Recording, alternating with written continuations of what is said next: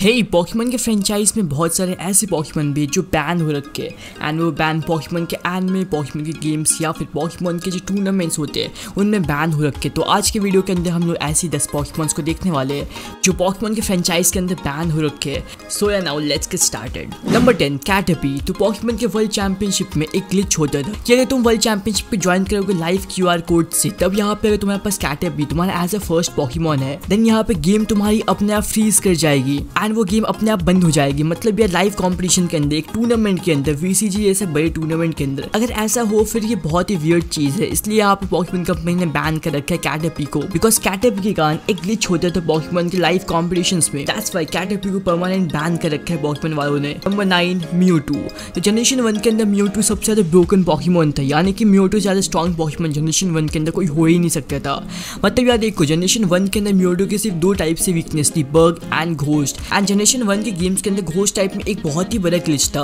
ये ghost type के जो मूव्स है ना, वो साइकिक टाइप के ऊपर सुपर इफेक्टिव नहीं पड़ते थे, और जो बग टाइप के पॉकीमन थे उनके पास भी अच्छे मूव्स थे ही नहीं। मतलब एक जो सबसे बेस्ट बग टाइप के मूव थे जनरेशन 1 के अंदर मैं बात कर रहा हूँ, वो था twin needle. And twin needle की भाई अटैक उतनी होती ही नहीं है। दैट्स व्हाई जनरेशन 1 के अंदर म्यूटू सबसे स्ट्रॉन्गेस्ट पॉकीमन था। लेकिन इसी कारण से पॉकीमन VCG के अंदर पॉकीमन की जो टूर्नामेंट होती है उसके अंदर म्यूटू को बैन कर रखा था। एंड जनरेशन 1 के अंदर तो उस वक्त सिर्फ और सिर्फ लोकल टूर्नामेंट्स ही होती थी, बिकॉज इंटरनेशनल स्टेज पे जनरेशन 1 के अंदर टूर्नामेंट्स नहीं होती थी। उस वक्त सिर्फ और सिर्फ जापान में ही वो टूर्नामेंट्स हुआ करती थी। नंबर 8 पे एक या 2 पॉकीमन नहीं, नंबर 8 पे बहुत सारे पॉकीमन है जो पॉकीमन के ग्लोबल ट्रेड सिस्टम के अकॉर्डिंग बंद हुए हैं। यानी देखो, कुछ पॉकीमन के थोड़े बहुत नाम है जो थोड़े से अब्यूसिव हो जाते हैं या फिर थोड़े से सेंसर्ड हो जाते हैं। इस कारण से पॉकीमन के ग्लोबल ट्रेड के अंदर उन पॉकीमन को बैन कर रखा है। उनमें से अगर मैं कुछ एग्जांपल दूं तो नोज पैस, ट्रोबो पैस, ये सब कुछ पॉकीमन है। एंड बल्बासोर का जो पूरा इवोल्यूशन लाइन है, ये सब भी कुछ पॉकीमन जो पॉकीमन के GTA सिस्टम के अंदर बिल्कुल बैन हो रखा है। नंबर 7 पे स्पेशल ब्लेजिगन। तो जनरेशन 6 के अंदर तुम्हें एक टॉर्चिक का एग मिल सकता था, लेकिन वो एक स्पेशल एग होता है। उसमें जो टॉर्चिक रहता है उसके पास स्पीड बूस्ट रहती है। तो ये जो स्पीड बूस्ट वाली टॉर्चिक है और ये ब्लेजिगन है, इसको बैन कर रखा है पॉकीमन के VCG से, बिकॉज यार ये बहुत ज्यादा ओवर पावर्ड बन सकता है। बिकॉज यार देखो, अगर तुम्हारे पास स्पीड बूस्ट है, मान लो तुम्हारे ब्लेजिगन को शॉर्ट डांस भी आता है एंड स्पीड बूस्ट भी है,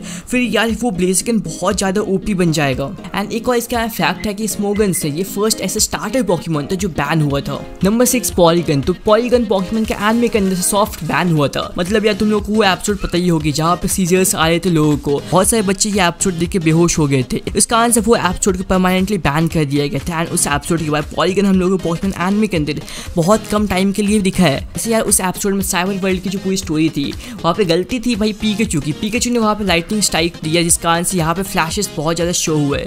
उस कारण से यहाँ पे बच्चे यहाँ पे बेहोश होने लगे, लेकिन अपने बेचारे पॉलीगन को इसकी सजा मिल गई। Number 5 for madam. तो पॉकीमन के TCG में जजेस का एक टूर्नामेंट होता है। टूर्नामेंट के अंदर common and uncommon he cards हम लोग पिक कर सकते हैं। मतलब जो जजेस होते हैं उनके पास ऑप्शन रहता है सिर्फ कॉमन एंड अनकॉमन कार्ड्स का ही। तो एक सैंडी क्लॉक फॉर मैडम का एक कॉमन कार्ड होता है, इसकी यार डैमेज बहुत ही ज्यादा होती है। इस कारण से उस फॉर मैडम को TCG से भी बैन कर दिया गया, भले वो कॉमन कार्ड हो, यानी कि यार वो VMAX कार्ड नहीं, लेकिन फिर भी यार एक कॉमन कार्ड को बैन कर दिया गया पॉकीमन के TCG से। Number 4 mega Kangaskhan. तो जिस कंगसखान के पास पैंटर बॉन्ड एबिलिटी होती है उसको यहाँ पे स्मोगन से बैन किया गया था। तो एग्जांपल मैं तुम्हें देता हूँ। तो मान लो इस एबिलिटी का तुमने स्पीड बूस्ट किया 1 टाइम, ठीक है, लेकिन इस एबिलिटी का तुम्हारी स्पीड 1 टाइम की जगह पे 3 टाइम बूस्ट हो जाएगी। एंड वैसे ही अगर तुम अपने अटैक को 1 टाइम बूस्ट करोगे तो 1 टाइम बूस्ट ना होगी, 3 टाइम्स बूस्ट होगी।